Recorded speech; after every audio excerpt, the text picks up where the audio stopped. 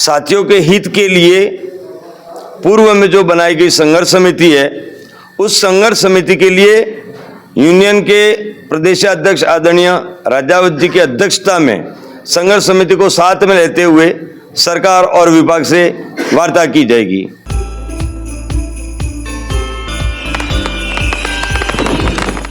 संगठन अलग अलग हो सकते हैं, विचारधारा अलग अलग हो सकती है, मगर मंजिल तो एक ही है। एक साथ रहने में, एक साथ बात करने में बुराई नहीं है।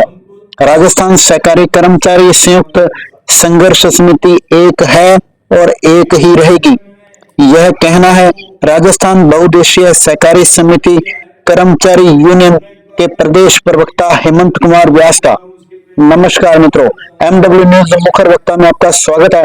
चाहे कोई भी संगठन हो, चाहे कोई भी प्रदेश अध्यक्ष हो, चाहे कोई भी सहकार नेता हो, जब सहकार कर्मियों का भला करना ही मुख्य उद्देश्य है तो सभी संगठन एक साथ में बैठकर वार्ता करें और अपनी ईगो, अपने बहम और अपनी अकड़ को छोड़कर भाईचारे के साथ वार्ता होगी तो समस्त सहकार कर्मियों की समस्याओं का समाधान होगा। हेमंत कुमार व्यास ने कहा कि संयुक्त संघर्ष समिति को एकजुट रहते हुए समस्त सहकार कर्मियों की मांग पूरी करनी है। राजस्थान बहुउद्देशीय सहकारी सोसाइटी कर्मचारी यूनियन हर समय वार्ता के लिए तैयार है और तैयार ही रहेगी।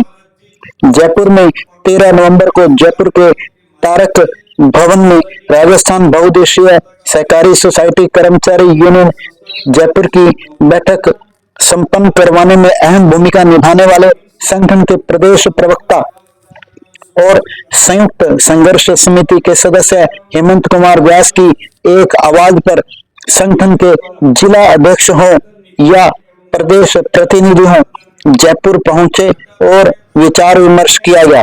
श्री व्यास ने बैठक का मंच संचालन बड़े ही सुनियोजित तरीके से किया और कोई ऐसा भी प्रतिनिधि था जिसको जल्दी जाना था या कोई ऐसा भी प्रतिनिधि जो किसी कारणवश पहुंच नहीं सका, सभी ने प्रदेश प्रवक्ता से ही संपर्क किया। श्री व्यास संगठन को एकजुट करने में अहम भूमिका निभाने के साथ साथ संघर्ष समिति को भी एकजुट रहने के लिए प्रेरित करने में लगे रहते हैं।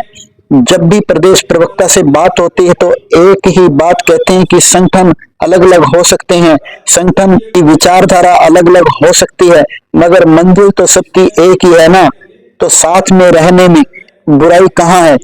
श्री व्यास ने मुख्य वक्ता से बातचीत करते हुए बताया कि समस्त सहकार कर्मियों की समस्याओं का हल होना चाहिए। इसके लिए समस्त पदाधिकारियों, चाहे वो किसी भी संगठन से जुड़े हों, किसी की भी विचारधारा रखते हों, मगर सहकार कर्मियों की समस्याओं का हल हो, ऐसा कार्य सभी को करना चाहिए और सकारात्मक दिशा की ओर संघर्ष समिति को आगे बढ़ना ही होगा। श्री व्यास ने कहा कि स्क्रीनिंग प्रक्रिया का कार्य सबसे पहले है, तभी अन्य कार्य होंगे, अन्यथा किसी भी कार्य को पूरा नहीं माना जाएगा। राजस्थान सहकारी कर्मचारी संयुक्त संघर्ष समिति एक साथ मिलकर संघर्ष करेगी। जहां तक कॉमन कैडर का विषय है, कॉमन कैडर के लिए यूनियन की ओर से ड्राफ्ट तैयार किया गया है।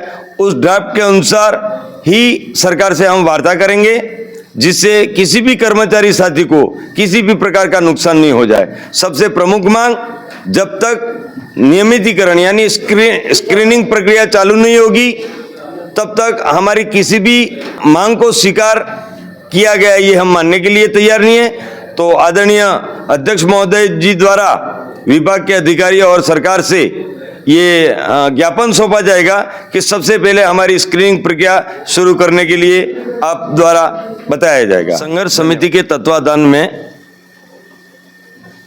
आगे की रूपरेखा, बातचीत, वार्ता जो भी हम करने के लिए तैयार हैं और इसके लिए राजस्थान बहुउद्देशीय सहकारी सोसाइटी कर्मचारी यूनियन के सभी साथियों ने, सभी जिला अध्यक्ष साथियों ने प्रदेश के प्रदेशाध्यक्ष आदरणीय हनुमान सिंह राजावत जी को अधिकृत किया गया है, जो कि संघर्ष समिति के साथ में वार्ता करते हुए विभाग और सरकार से अपना पक्ष रखेंगे। धन्यवाद।